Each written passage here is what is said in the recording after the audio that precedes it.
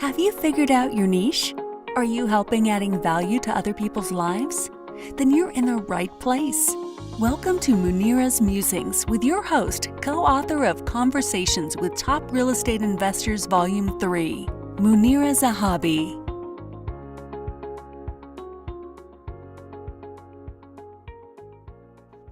Greetings from Chicagoland. This is Munira, your host for Munira's Musings. Thank you and welcome to another episode of Munira's Musings. I have my guest here as Diana Lidstone. Hi, Diana. Hey, hi. From Canada. How are you doing today? Thank you so much for joining us.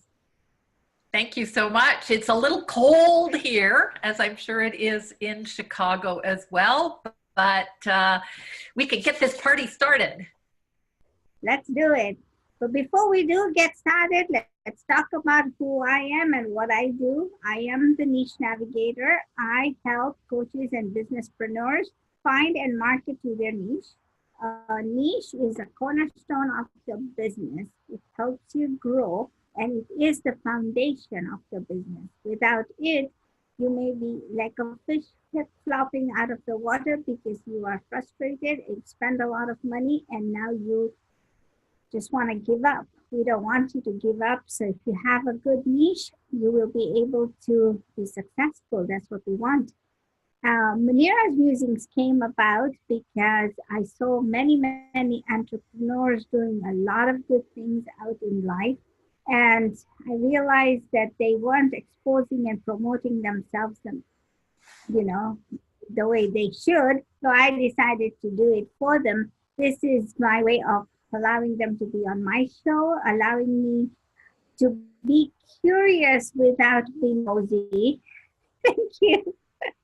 My pleasure. So tell us a little bit about yourself. I've had many businesses. So when my kids were young, what did I do? So when my kids were young, the first business I started, you have to think back to 1983. Long time ago. And home computers were just starting. IBM came out with their first home computer, and it had 2 disk drives with these floppy disks. And it had about a quarter of the memory or maybe a 10th of the memory that our phones have today. So I started a typing service from home. So the equivalent of today, it would be a virtual assistant, okay? So I helped mostly local salespeople or small businesses that needed typing or word processing done. So that was the first business I ran from home. And I built it up twice because my husband got transferred. So I did that twice. The third time he got transferred, I said, I'm not sure I want to do this again. So I actually went back to working with horses again. And for about 2 years, worked with horses again. And then decided, or my husband and I were talking that we would like to start a business where the whole family could get involved. So that wasn't going to be my typing service. And he was also of the opinion that he had a big corporate job. So he was also of the opinion that the higher up you got in corporate, the closer you were to the door. In other words, those big salaries. And that's what was happening in the late 80s and the 90s. So long story short, I had some friends who had a retail business, and they had started this gift shop. And I thought, well, that looks kind of interesting, but I don't want to do retail because we all know retail is 7 days a week. It's a lot of hours. We went to a couple of trade shows with them, and within 3 months, I had bought a building and opened a retail store, even though I had said that's what we weren't going to do. So I'm kind of your typical entrepreneur. I make a decision and I jump in. I jumped into retail. I had never worked in retail. I had never had staff. I didn't know anything about inventory control. So I had a big learning curve. And I'm sure some of your listeners will understand. You know, it's great to go into, let's say, coaching, and you're really good at coaching, but nobody taught you this other side of the coin, as I say, which is how to run a business. True, So, true, very true. yeah. So that's what I had to learn. So anyway, the short story there is after 12, not after 12 years, but at the end of 12 years, we decided to sell, and it had become an extremely profitable business. So, but retail What was the business about? So we had this gift store, which was more like a home decor store. So if you think Pottery Barn on a smaller scale, that's kind of what we had. And we owned our own building. My husband worked in it. My children worked in it. They did everything from, you know, being salespeople to putting stickers on, you know, the items. Because we owned our own building, there was always renovations, there was grass to cut, snow to shovel, you know, all those good things. But it was, you know, 7 days a week. So when we sold it, I was burnt out and burnt out, exhausted. And so I spent several years kind of doing nothing except at home. How long have you been doing it, and what is it that you teach people? So really, if you want to, you know, describe my niche, I would say I'm looking for ambitious entrepreneurs who, as I described, they are really good at what they do. So it might be a life coach who's gone and taken a certification. She's really good at what she does. Or it might be some other weight loss coach, or it might be a bookkeeper. They're really good at what they do, but they don't understand how to run the other side of the coin, the profitable business. And as I said, my philosophy is that in order to run a profitable business, your number one job is getting clients, right? Well, getting clients, we call that marketing. Yeah. And, you know, if you went to school to become a life coach and got a certification, or the bookkeeper or the lawyer, nobody taught you how to do marketing. No, unless you went to school for marketing. But even, and it's funny that you say that, because my very first client had an MBA in marketing. Because what they teach you in school is not the real life. Right. Especially for a solo. Yeah, especially for a solo entrepreneur, right? It's not the same. Yeah. So I actually describe my client as being in a state of what I call hustle. I don't know if you can see the triangle behind here, but at the top of the triangle is what I call success, or your quality of life, or, you know, the money that you make, the freedom that you want, however you want to describe it. That's at the top. But I see so many entrepreneurs stuck down here in hustle. And so hustle is, bear with me, oh, I'm starting a business, so I need a website, which means I need a blog, which means I need to put a newsletter, which means I need to put it on Facebook, which means perhaps I should put it on LinkedIn. If I put it on Facebook, maybe I should have Facebook ads. Oh, maybe I need a webinar. Maybe I should write a book. And they're doing all these things, or they think they need to do all of these things. And it's kind of like throwing spaghetti at the wall and seeing what works. Okay. So that is my ideal client, somebody who is stuck in hustle. And people can, the majority of entrepreneurs actually are often stuck in hustle for many, many years, and they just can't break through that level. And in order to break through that level, I say they need two different kinds of activities. Number one is what I call your entrepreneurial DNA. So DNA stands for, just like your own DNA, distinctive natural advantage. And that means building a business around what you're already great at. Because too many people out there are talking about, well, you need to do it this way, and you need to do it that way, and you need to do it this way. But everybody is different. And whatever is your zone of genius, let's build around that. If you think of entrepreneurial activities, as I like to describe them as, and when people are in hustle, it's like they're walking up to this buffet of activities and they're going, oh, look at all those things. I need to eat from this one and this one and this one and this one.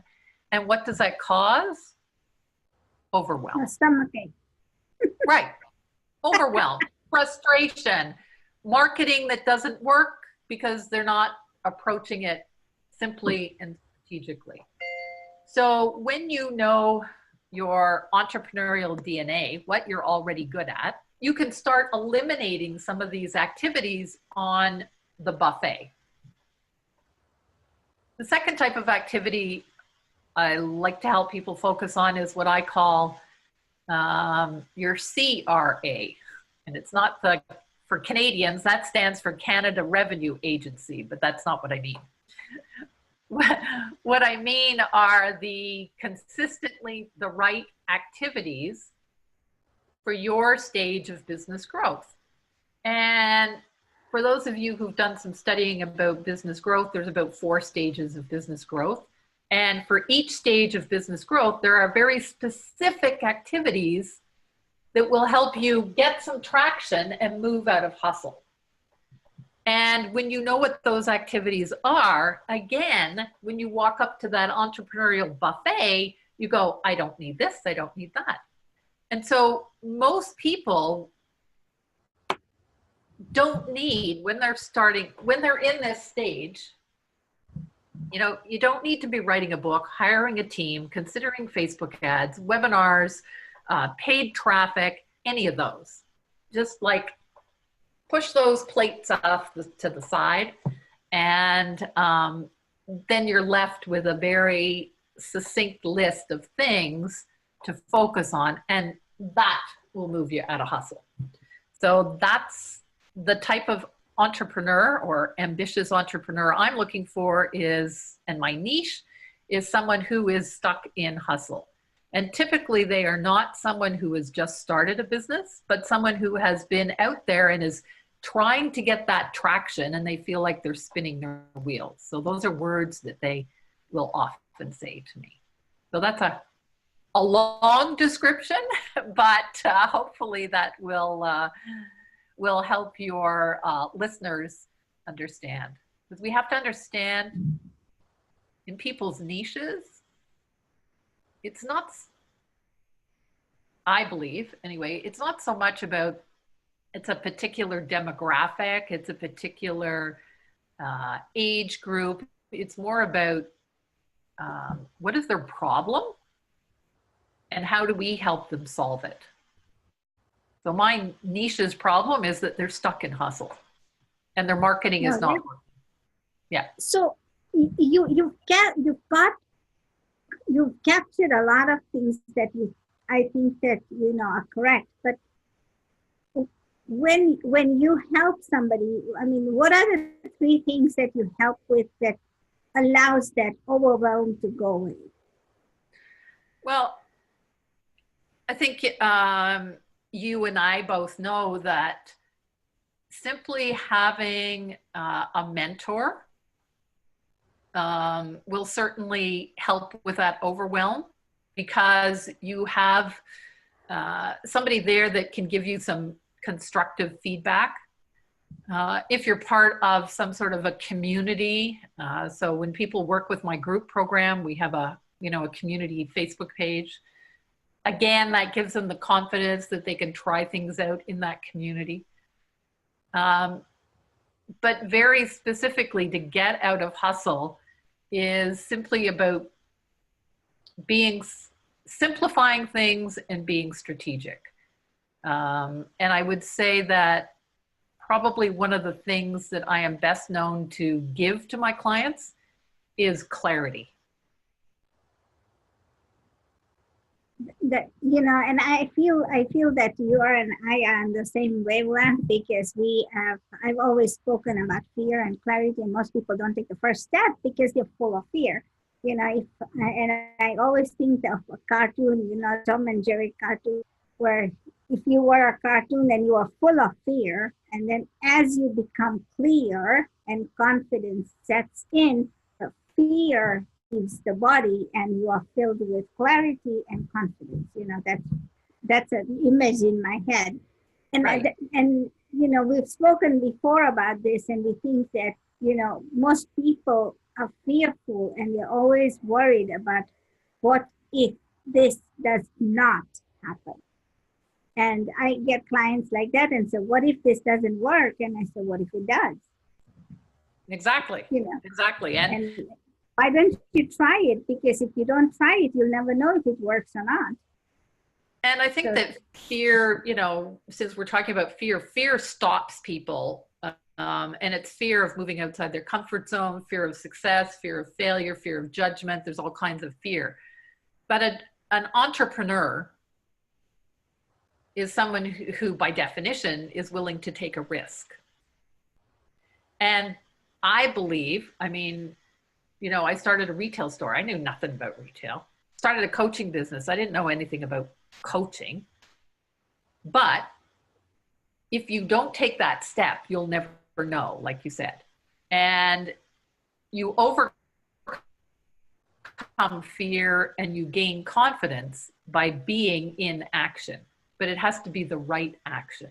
And unfortunately today, I think that because of social media and what's going on, we're bombarded with, and if I can use this word loosely, gurus who say, this is the answer, or that is the answer. And so that's what happens. People bounce around in here thinking it's this one thing is going to be the magic pill, when in fact, for marketing to be effective, it's never one thing. It's a combination. Thank you. Thank you for sharing that. I really appreciate it. You share a lot of good tips. And the fact is that your journey towards your niche is very interesting. The fact that you have helped other people with what you've learned. And I've met a few people like that. So any last tips for our viewers? I think probably the biggest tip is you have to learn to A, love marketing, and B, do it so that it works, because that is the essence of making your business successful, because you need clients, and the way to get clients is become a good marketer. So, I say that for most business owners, you're already good at what you do. There's no question in my mind. But you need to learn about the other side of the coin, which is becoming a good marketer and learning how to make your business be successful. Wonderful. Thank you so much. Thank you so much for being on my show. I appreciate it. I appreciate you. And I know that we'll meet again, because you've got a lot of good ideas that I would like to pick on, and we'll talk soon. Thank you so much. Thank you so much. It's been my pleasure being here, and you're doing an amazing job of connecting people. So I really appreciate that. Thank you so much. Thank you. Have a good day. Take care. Bye. Bye. Thank you for listening to this episode of Munira's Musings with your host, Munira Zahabi. If you enjoyed our show, please share and subscribe to this channel. And for more content, please join our Facebook group called Navigate to Your Niche.